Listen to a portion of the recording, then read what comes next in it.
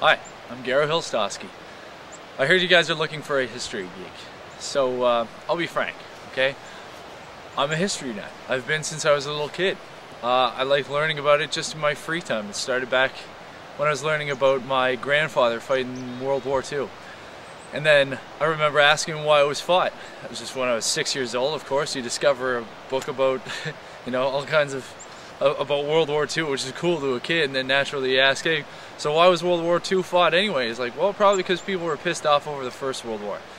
At which point I'd be like, there was another one? And it just starts working your way backwards through time. Ever since, I've gone all the way back through history and all the way forwards again, and I'm still impressed. There's always things that I miss, and always everything is interesting, every time period.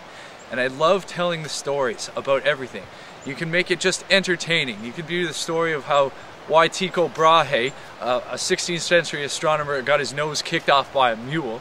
Or you could do things that are the bigger picture, that puts it why it has relevance on your life. I mean, you can do it both ways. Interesting stories, relevance, but either way, history is fascinating to me. It was my major in university. I'm a double major along with acting, so it's really where I feel very comfortable. But I hope this clip is what you're looking for. Enjoy. Welcome to Halifax. But seriously, somebody only gave me 5 minutes to film this thing, so let's get started. Halifax was founded in 1749 by General Cornwallis as a fort city, a garrison city. As you can tell, I put the fort in the background here to show that I'm not lying to you. That actually turned out to be a very good thing. So I'll tell you the reason why. Halifax was a garrison city because it was meant to keep the fortresses of Louisbourg up in Cape Breton in line. But that turned out to be the least of their problems. This land was completely inhospitable when they first arrived because there were Micmac insurrections, they didn't get along well with the British at all, and more importantly there were Acadian insurrections.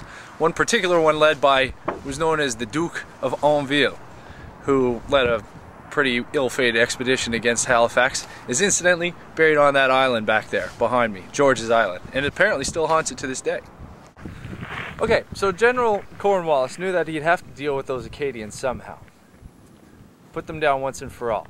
The solution to this problem was actually quite simple. There are already planters, what were known as the planters, moving up from New England to settle down in this region already for a few years. So he said, let's just entice them with a little bit more to boost up their numbers. The Acadians, in the meantime, they would all of them have to go. And that took place in the form of a deportation. And that happened here, at this very location in Hortonville, in March of 1755. The entire Acadian population was deported. Where? Pretty much anywhere but here. This cross marks that event. So now, with the Acadians out of the way, it was now back to business as usual. And that turned out to be the second reason why Halifax was made as big as it was back in those days. Because it turned out that founding Halifax where it was put it as one of the most central trading hubs in the entire British Empire.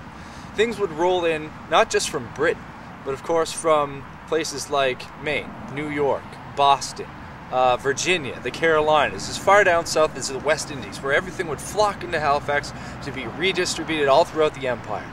And anybody who was anybody in this province, or whatever it was called at the time, would be in on the action. And shipbuilding yards would pop up everywhere, and I do mean everywhere, where they'd produce world-class trading vessels, like schooners and clippers, as good as the Cutty Sark.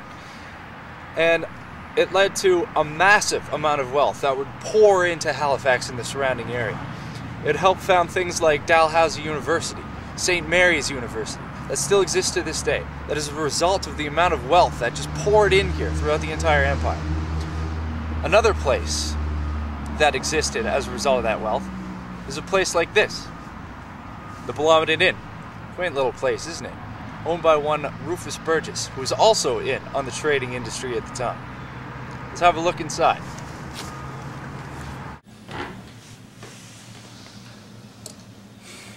It's nice, isn't it?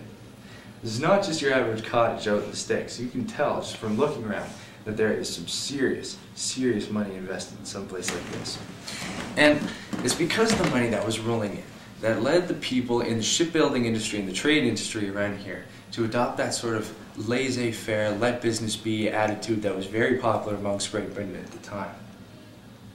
And it's that kind of thinking that made Halifax, in the shipping industry, drag Great Britain into a piece of history we don't often associate with Canadian history, the American Civil War. Okay, so let's talk the Civil War now. Great Britain obviously pledges neutrality, just because the situation is just not that simple. There's still all those New England planters here, so it gives Union sympathies. At the same time, Halifax engaged in all that trade, so there's Confederate sympathies. Because that laissez-faire attitude that all the traders have, there's more profits to be made because of war profiteering. So enter in one William Johnson Almond. He's a Confederate sympathizer. Halifax born, makes himself the sort of unofficial consul for the Confederate States. And he sets up a base of operations in Halifax to launch sort of secret operations against people. And he sets up that place at the Waverly Inn in Halifax.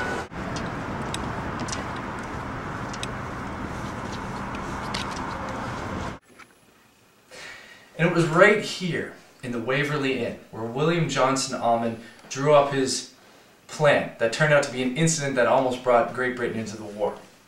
Now here was the problem that he was faced with. There is Union versus Confederate South.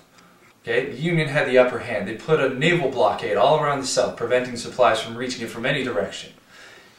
Johnson Almond and of course the other Halifax traders decided they had to break this blockade to keep trade going into the South. So how to do that? I know, said Almond. We're going to capture ourselves a Union warship steamer so that we can break the blockade straight through and the Union won't even ask questions and we'll be able to trade with them again. But to do this he needed a little bit of help. So he needed to recruit a criminal mastermind. And it's interesting to know where that criminal mastermind came from. So Johnson can't put the plan on hold. He needs the help of somebody who knows the area well. And so he turns to yet another Confederate sympathizer, spy, saboteur, criminal mastermind. You know him in the context, or you know him already, but not in the context you're thinking of, that you don't associate with criminal masterminds, you associate him more with partying. Because that man was Alexander Keith. It wasn't actually Keith himself, no. It was his nephew, Alexander Keith Jr., or Sandy Keith as they know him. And together, they recruit the man of one Vernon Guy and Locke from Nova Scotia, and another George Wade from New Brunswick. They choose the vessel that they're going to snatch, USS Chesapeake on its way to Maine from New York. And the plan is now set in motion. Cheers. Okay, so I'm here with Sean Maggio here, who's the store supervisor here at the Keith's Brewery. Nice to meet you, Sean. Nice to meet you. So, what can you tell me about, well, you know what Alexander Keith, right? Mm-hmm. Are you familiar with a nephew of his, a man by the name Alexander Keith Jr., or Sandy Keith? Sandy Keith, the first known terrorist who blew up a ship to make money but got caught. Yes, that's one of the things he's involved in. Were you aware about a Confederate plot during the American Civil War to seize a U.S. steamer? I believe I remember that, and that also failed, and he had to run away. He ran down to the south, either there or Europe. Yeah, he went to the south and then over to Europe, but that's perfect. I'm glad to know they're not hiding from other facts like they did with that whole World War II, we opened the gates and let everybody in kind of thing. Well, we do this to correct just because people hear the name Alexander, so we always say, oh, no, that's his second nephew, Sandy. Yeah. No, really yeah, they really never talked to each other. Cool, thanks, Sean. Thank you very much. Alright, so Guyton and Locke seized the USS Chesapeake on December the 7th, 1863, and spark off immediately an international incident. You see, when they grabbed the vessel, there were actually some casualties. 3 people were actually killed. And the second thing is that the Nova Scotian and New Brunswick seized a vessel that was an American Union steam war vessel. And the other problem is that it ran out of coal, and they couldn't take it to a Union port. They had to come back to Nova Scotia.